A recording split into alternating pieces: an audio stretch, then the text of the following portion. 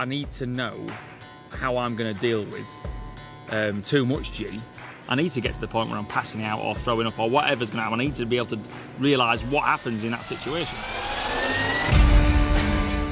To find out what happens in that situation, Guy is going for a flight in this. An extra 300 stunt plane. At the controls will be this man, ex-fighter pilot Mark Greenfield. I run a flying organisation. We do advanced flight training, and our day job is primarily teaching airline pilots what to do when things go wrong.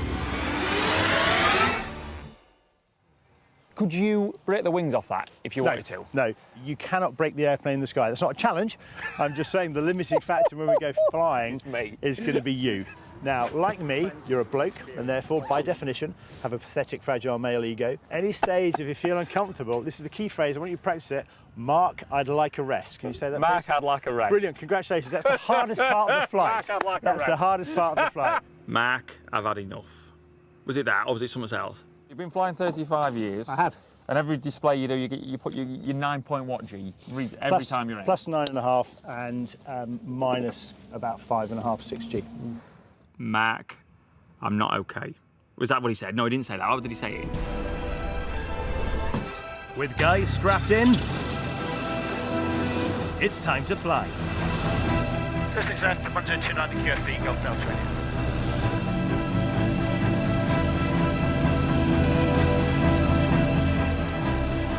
Bit steep in the Spitfire.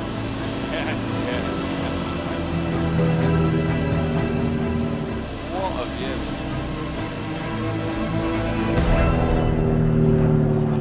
We got cracking. We got cracking. It flew upside down just to see if the straps were tight. Rolling inverted. Yes, yeah. Happy with that? Yeah, perfect. Oh, yeah. Just flew upside down. Yeah, straps are all right, yeah. To test Guy's G tolerance, Mark will fly in a continuous banked turn. We can't sit at high G in level flight, so what we actually have to do is overbank the airplane and use gravity to help accelerate the airplane in a descending spiral. The faster and tighter the spiral, the higher the Gs. But how will Guy cope? And we're going to be turning in the same direction as your ride is going to be. First up, a 4G run. Smoke on! Squeezing back to sit, so that's 4G. I just felt like my neck wanted to give way, and this was only 4G. I was so... Okay, how was that? Yeah. The vision went slightly dark. Then we went for the next one for about 5G. There we go. Ooh. How was that? Well, still okay. The vision was closing in.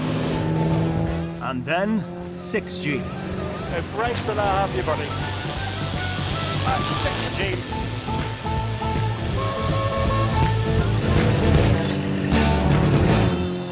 How was that? Again, a little bit blurry, but yeah, okay, no problem. Good stuff, well done. The typical indications of the approach of loss of consciousness comes through the eyes. The eyes are the most sensitive part of the body. High positive Gs force blood away from your head, and the eyes are extremely sensitive to low blood flow. As blood pressure in the eye falls below that needed for the retina to operate properly, you lose peripheral vision. If Gs continue to increase, your vision narrows more and more, until you eventually lose all sight. That's really important because if you don't recognise the symptoms and you smash through it, then you could potentially go all the way through loss of vision to loss of consciousness, which clearly would be a bad place to be. Guy is coping so well that on his final spiral run, Mark pushes him to 7G. I need to get put into this position where I'm passing out. It's no good, I feel a bit uncomfortable. We need to go down and have a bit of a breather. None of that business. Come on, let's have it. Let's have it. Ready, Guy? Okay. This is it. This is the 7G. It was all right. It was all right. It was all right. I want all right. I nearly threw up. Even Mark, an experienced pilot, has to work hard to cope at 7G. 7G! But Guy is coping. As we worked harder through the trip, Guy was able to build up his tolerance to sit there at 7G, and that's a big score. Well done. That felt better. Fantastic. You did well there. I think your tolerance is building up, which is great. Thank you. Now Mark knows Guy can cope with high Gs. He shows him what his plane can really do.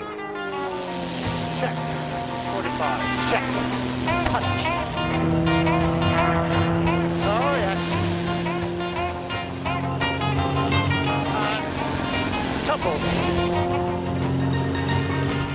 In one stunt maneuver, Guy is now pushed momentarily to 8G.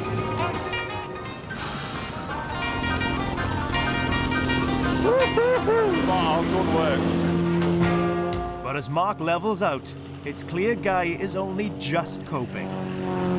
You look at changes in body language, and Guy, who's a really chatty bloke, really started to quieten down, and that was a fairly obvious sign that he was, if not uncomfortable, at least working pretty hard to stay in the game.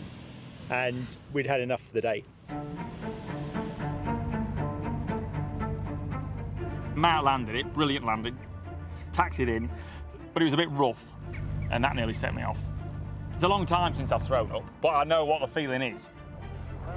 Oh no, no, don't now. Not I've been through all of that. Oh, I was nearly reaching for the sick bag. But I had a word with myself, Martin, pull yourself together. Pull yourself together, Martin. Despite almost redecorating Mark's cockpit, Guy has demonstrated an ability to cope with high Gs. If I had control of the motorbike, even though the vision was going, I would have been able to close the throttle and get control of the bike again and slow down and come off the wall. You did well, mate, to actually hang in there, because that Thank you very that much. was pretty hardcore. I think we'd be in a bit of a panicking situation if Mark had took me out and there's me passing out at 3G and throwing up. We would have been. But we're not, are we? We're not. It's good building blocks today, boys. You see, when I got out of the plane and walked off, I was a bit second-hand.